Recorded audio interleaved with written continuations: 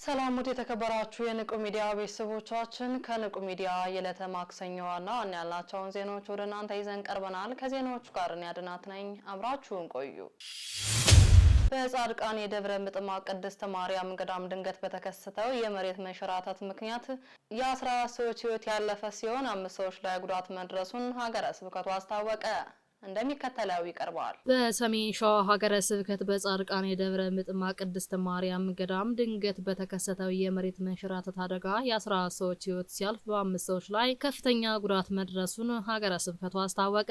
ከክረምቱ መግባት ጋር ተያይዞ በተከሰተው የከፍተኛ የዝናብ መዝነብና የመባረቅ ድምጽ በታላቋ ገዳማችን በጻድቃኔ ደብረ ምጥማቅ ቅድስት ማርያም ገዳም የመሬት መንሸራተት አደጋ በድንገት በመከሰቱ ለጸበል ለሱባኤና ለመሳለም ከአራቱም አቅጣጫ በተሰበሰቡ ጻድቃኔ ማርያም ልጆችና ወራጆች ላይ አስደንጋጭና ልብ ሰባሪ ሀዘን በመድረሱ ከፍተኛ ሀዘን ተሰምቶናል ብለዋል። በዚህ አስደንጋጭና ልብ ሰባሪ ድንገተኛ አደጋ የ14 ወገኖቻችን ሕይወት ሲያልፍ በ3 ወገኖቻችን ላይ ከፍተኛ ጉዳት፣ በ2 ወገኖቻችን ላይ መለስተኛ ጉዳት ደርሶብን በከፍተኛ የመርዶ ሀዘን ውስጥ እንገኛለን ብለዋል። በዚህ ሰዓት የሀገረ ስብከታቸው ሊቀ ጳጳስ ብፁዕ አቡነ ቀለሚንጦስ በስፍራው በመገኘት ለሞቱ ወገኖቻችን ጸሎተ ፍትሐት፣ ለተጎዱ ጸሎት ላዘኑ ወገኖቻችን የማጽናኛ ትምህርት ወንጌልና አባታዊ ቃለ በረከት በመስጠት ላይ ይገኛሉ ብለዋል። በዚህም አስደንጋጭና ልብ ሰባሪ መርዶ ሀገረ ስብከታችን የተሰማውን ጥልቅና መሪር ሐዘን እየገለጽን እግዚአብሔር አምላክ ለሞቱ ወገኖቻችን እረፍተ ነፍስ፣ ለተጎዱ ፈውስን፣ ላዘኑት መጽናናት ይሰጥልን ዘንድ ከእንባ ጭምር ጋር ከልባችን እንመኛለን ብለዋል። የኢትዮጵያ ኦርቶዶክስ ተዋሕዶ ቤተክርስቲያን መገናኛ ብዙኃን አገልግሎት ስርጭት ድርጅት ያስተማራቸውን ተማሪዎች አስመረቀ። ተጨማሪ ያለን የኢትዮጵያ ኦርቶዶክስ ተዋሕዶ ቤተክርስቲያን መገናኛ ብዙኃን አገልግሎት ስርጭት ድርጅት በክረምት መሰረታዊ በእንግሊዝኛ ቋንቋ የቤተክርስቲያን መሰረታዊ ትምህርት የተከታተሉ ተማሪዎችን አስመረቀ። በቦሌ ንዑተ ብርሃን ቅድስት ድንግል ማርያም ቤተክርስቲያን የኢትዮጵያ ኦርቶዶክስ ተዋሕዶ ቤተክርስቲያን መገናኛ አገልግሎት ስርጭት ድርጅት ላለፉት 5 ሳምንታት በተከታታይ በእንግሊዝኛ ቋንቋ መሰረታዊ የቤተክርስቲያን ትምህርት ያስተማራቸውን ተማሪዎች አስመርቋል። በምርቃት ስነ ስርዓቱ ላይ ብፁዕ አቡነ መልከ ጸዲቅ የጉራጌ ሀገረ ስብከት ሊቀ ጳጳስና የአቡነ ዜና ማርቆስ መንፈሳዊ ኮሌጅ በላይ ኃላፊ ዶክተር ቀሲስ አካለ ወልድ ተሰማ የመገናኛ ብዙኃን አገልግሎት ስርጭት ድርጅት ዋና ስራ አስኪያጅና የተመራቂ ቤተሰቦችም ተገኝተዋል።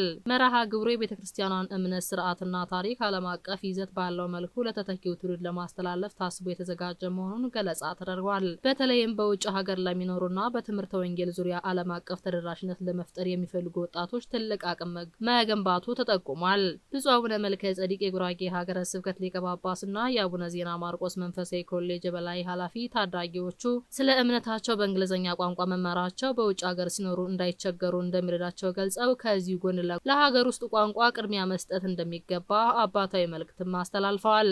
ከ100 በላይ የሚሆኑ ተመራቂዎች ላለፉት 5 ተከታታይ ሳምንት የኦርቶዶክስ ተዋሕዶ እምነት ዶግማ፣ ቀኖናና የቤተክርስቲያናችን ታሪክና የመጽሐፍ ቅዱስ ጥናት ትምህርቶችን በእንግሊዝኛ ቋንቋ በከፍተኛ ትጋት ሲከታተሉ የቆዩ መሆናቸውን በምርቃት ስነ ስርዓቱ ላይ ገለጻ ተደርጓል። በዕለቱም መዝሙራትና ትምህርተ ወንጌል የቀረበ ሲሆን ለመማር ማስተማሩ ሂደት እገዛ ላደረጉ አካላት የምስጋና ሽልማት፣ ለተመራቂዎች ደግሞ የምስክር ወረቀት ተሰጥቷል። ቀሲስ ዶክተር አካለ ወልድ ተሰማ ድርጅቱ የወንጌል ማስፋፊያ መርሃ ግብሮችን በተለያዩ ዓለም አቀፍና የሀገራችን ቋንቋ አጠናክሮ እንደሚቀጥል ገልጸው ኃላፊነት የሚሰማቸው ግለሰቦችና ተቋማት ከሚዲያው ጋር በጋራ እንዲሰሩ ጥሪያቸውንም አቀርቧል። በመጨረሻም በብፁዕ አቡነ መልከ ጸዲቅ የጸሎት ቡራኬ ተደርጎ የመርሃ ግብሩ ፍጻሜ ሆኗል። የሱዳን ካርቱም ደብረ ሰላም መድኃኔዓለም ቤተክርስቲያን አገልግሎት ዳግም ለማስጀመር የምክክር ጉባኤ ተካሄደ። ተጨማሪ ያለን የሱዳን ካርቱም ደብረ ሰላም መድኃኔዓለም ቤተክርስቲያን አገልግሎት ዳግም ለማስጀመር የምክክር ጉባኤ ተካሄደ። በሱዳን የእርስ በርስ ጦርነት ሳቢያ የተቋረጠ የቆየውን የካርቱም ደብረ ሰላም መድኃኔዓለም ቤተክርስቲያን አገልግሎት ዳግም ለማስጀመር የሚያስችል የምክክር ጉባኤ በአዲስ አበባ ተካሄደ። በሰሜን አፍሪካ ሀገረ ስብከት አማካኝነት በመንበረ ጸባዖት ቅድስት ሥላሴ ካቴድራል ሰንበት ትምህርት ቤት አዳራሽ በተካሄደው በዚህ መርሃ ግብር የቤተክርስቲያኑን አገልግሎት ለማስጀመር ኮሚቴ ተቋቁሞ ወደ ስራ መግባቱ ተገልጿል። በሱዳን በተከሰተው ጦርነት ሳቢያ የኢትዮጵያ ኦርቶዶክስ ተዋሕዶ ቤተክርስቲያን በካርቱም የሚገኘው መንበረ ጵጵስና የካህናቶች ማረፊያ ፈለገ ሰላም አንደኛና ሁለተኛ ደረጃ ትምህርት ቤት እንዲሁም ስብከተ ወንጌል አዳራሽና ቢሮዎች ጉዳት እንደደረሰባቸው ተገልጿል። ከነዚህ መካከል የካርቱም ደብረ ሰላም መድኃኔዓለም ቤተክርስቲያን የሰንበት ትምህርት ቤት አዳራሽ ሙሉ በሙሉ መውደሙም ተመላክቷል። ይህ የምክክር ጉባኤ ታዲያ ከሱዳን ተፈናቅለው የመጡ ኦርቶዶክሳውያን ወገኖቻችን ለማጽናናት ብሎም የቤተክርስቲያን አገልግሎት ዳግም ለማስጀመር ያለመ መሆኑንም አክለው ተናግረዋል። መርሃ ግብሩም የኢትዮጵያ ኦርቶዶክስ ተዋሕዶ ቤተክርስቲያን መገናኛ ብዙኃን አገልግሎት ስርጭት ድርጅት የበላይ ኃላፊ የሰሜንና ምስራቅ አፍሪካ ሀገረ ስብከት ሊቀ ጳጳስ በሆኑት በብፁዕ አቡነ ማቴዎስ መምሪያ ሰጭነት የተከናወነ ነው ተብሏል። በመርሃ ግብሩ ላይም የሰሜን አፍሪካ ሀገረ ስብከት ዋና ስራ አስኪያጅ ቆሞስ አባ አብርሃም ገረመው ባለፈው አንድ ወር በኮሚቴ የተጀመሩትን ተግባራትን አስመልክተው ማብራሪያም ሰጥተዋል። ዋና ስራ አስኪያጁ በማብራሪያቸው ሀገረ ስብከቱ ቤተክርስቲያኑን ዳግም ወደ አገልግሎት እንዲመለስ ከኢፌዴሪ የውጭ ጉዳይ ሚኒስትር ጋር በቅርበት እየሰራ መሆኑንም ጠቁመው ኮሚቴው በሱዳንና በአዲስ አበባ ከሚገኘው የግብጽ ኮፕቲክ ኦርቶዶክስ ቤተክርስቲያን ተወካዮች እንዲሁም በአዲስ አበባ ከሚገኘው የሱዳን ኤምባሲ ጋር ተከታታይ ውይይቶችን እያከናወነ መሆኑንም ገለጻ አድርገዋል። ይህም ምክክር ቀጣይነት የሚኖረው ሲሆን በዛሬው ጉባኤ ሀገረ ስብከቱ በሚያስቀምጠው አቅጣጫ መሰረት የካርቱም ደብረ ሰላም መድኃኔዓለም ቤተክርስቲያን ዳግም ወደ አገልግሎት እንዲመለስ ኦርቶዶክሳውያን ሁሉ የተቻላቸውን አስተዋጽኦ እንዲያበረክቱ ጥሪያቸውን አቅርበዋል። በምክክሩ ላይም የተሳታፊ አባቶች ምዕመናን እግዚአብሔር በሕይወት ጠብቋቸው በመገኘታቸው የተሰማቸውን ደስታ ገልጸው ቤተክርስቲያኑ ዳግም አገልግሎት እንዲጀምር ድጋፍ እንደሚያደርጉ አረጋግጠዋል። በመርሃ ግብሩ ላይም በሀገረ ስብከቱ ሊቀ ጳጳስ ብፁዕ አቡነ ማቴዎስ ጋባዥነት የተገኙ የብፁዕ ቅዱስ ፓትርያርክ ልዩ ጸሐፊ ኃላፊ መላከ ሕይወት ቆሞስ አባ ኃይለ ገብርኤል ሐዋርያው ቅዱስ ጳውሎስ በዚህ የምትኖሩ ከተማችን የለችም የምትመጣውን ግን እንሻለን ሲል የሰጠውን ትምህርት ዋቢ አድርገው ባስተላለፉት መልእክት ይህ ውጣ ውረድ በእናንተ የተጀመረ አይደለም፣ በእናንተም የሚፈጸም አይደለም። በሚያልፈው ዓለም ላይ ለሚያልፈው ዓለም መስራት መትጋት መታደል ነው ብለዋል።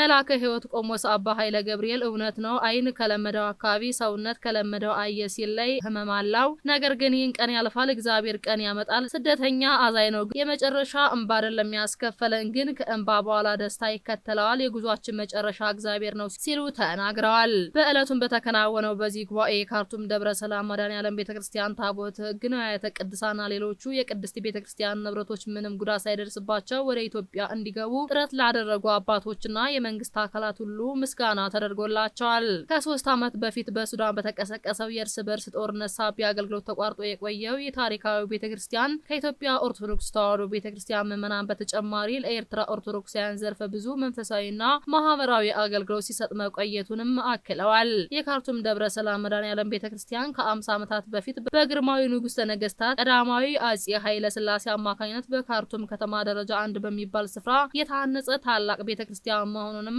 አክለው ተናግረዋል። የቦሌ ሁነተ ብርሃን ቅድስት ማርያም ካቴድራል ለካህናት ነጻ አገልግሎት የሚሰጥ ጤና ጣቢያ የግንባታ ስራውን ጀመረ።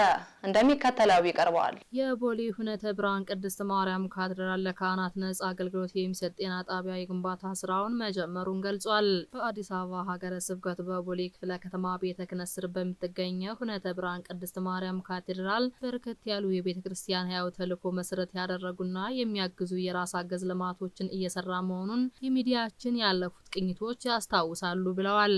በተለይም ትውልድን የመጠነ ዘመኑን የዋጀ የስብከተ ወንጌል የሰንበት ትምህርት ቤት ሁለገብ ህንጻ፣ መንፈሳዊ አገልግሎት ማሳለጫ፣ የአስተዳደር ቢሮ ህንጻ እንዲሁም 64 መጠመቂያ ያለው ቤተሳይድ የጸበል ህንጻ አዋቢነት የሚጠቀሱ ዝምተኛ ምስክሮች ናቸው ብለዋል። በካቴድራሉ በትልቅ ትኩረት ሰጥቶ ከሚገለገለው የቅዱስ ወንጌል አገልግሎትና ውብ የሆነ የኦርቶዶክሳውያን ስርዓቱን በጠበቀ መልኩ የሚከናወነው የቤተ መቅደሱ አገልግሎት እንዳለ ሆኖ ለአገልጋዮች ካህናት በነጻ አገልግሎት የሚሰጥ ጤና ጣቢያ የግንባታ ስራ መጀመሩን ገለጻ አድርገዋል።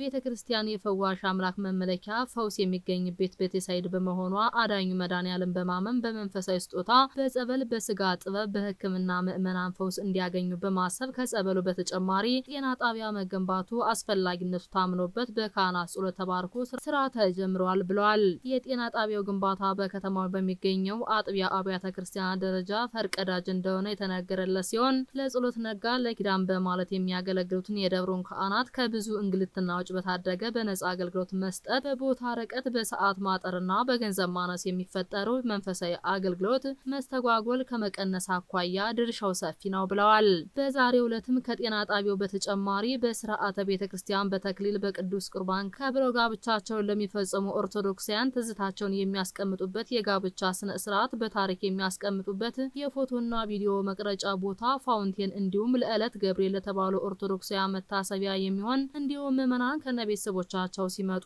የሚያጠቃልል ህንጻ መሆኑን ከደብሩ የደረሰ መረጃ ያመላክታል ብለዋል። ህንጻውን አጠናቆ ለአገልግሎት ዝግጅት ለማድረግ የ2 ወር ጊዜያት ብቻ እንደሚወስድም ጠቁመዋል። በመርሃ ግብሩ ላይ የካቴድራሉ አስተዳዳሪ መልአከ ብርሃን ሰለሞን በቀለ፣ ሊቀ ስዩማን ለዓለም አስማመው እንዲሁም የሰበካ ጉባኤ አባላትና የካቴድራሉ ማህበረ ካህናትም ተገኝተዋል። ሐምሌ 28 ቀን 2018 ዓ.ም ከንቁ ሚዲያ ደረሰላችሁ ዜናዎችን ይመስሉ ነበር። ቀሪዎቹን ከቀሪ የንቁ መርሃ ግብሮች ጋር አብራችሁ ቆዩ እያልን እኛ ከሁሉ ተሰናበትናችሁ። ሰላም እግዚአብሔር ከናንተ ጋር ይሁን። ቸር ሰንብቱ። ንቁ ኦርቶዶክስ ተዋህዶ የጸሎትና የንስሐ መርከብ ማህበር በእግዚአብሔር ፈቃድ በወንድማችን የኔነ ተስፋዬ አስተባባሪነት ከተመሰረተ ጊዜ ጀምሮ ከሚሰጣቸው ዘርፈ ብዙ መንፈሳዊ አገልግሎቶች መካከል የሐዋርያዊ አገልግሎትና ያሬዳዊ ዝማሬዎች አንዱ ነው። በዚህ ክፍል የኦርቶዶክሳዊ ተዋህዶ ቤተክርስቲያንን ዶግማና ቀኖና የጠበቁ ኦርቶዶክሳዊ ለዛ ያላቸው ለነፍስ እረፍትን የሚሰጡ ወቅታዊና ዘመኑን የዋጁ ስብከቶችና ያሬዳዊ ዝማሬዎችን በመላው ዓለም ለሚገኙ ተመልካቾቹ በንቁ ሚዲያና በኢትዮ ማህበር የዩቲዩብ ቻናል እያቀረበ ይገኛል። አገልግሎቱ በመላው ዓለም ለሚገኙ አማኞች ተደራሽ እንዲሆን በየዕለቱ የሚለቀቁ ስብከቶችንና መዝሙሮችን ላይክና ሼር ያድርጉ። እንዲሁም የዩቲዩብ ቻናላችንን ሰብስክራይብ በማድረግ የዚህ ታላቅ አገልግሎት ባላሻራ ይሁኑ። ንቁ ሚዲያ ርቱ የቤተ ክርስቲያን ልሳን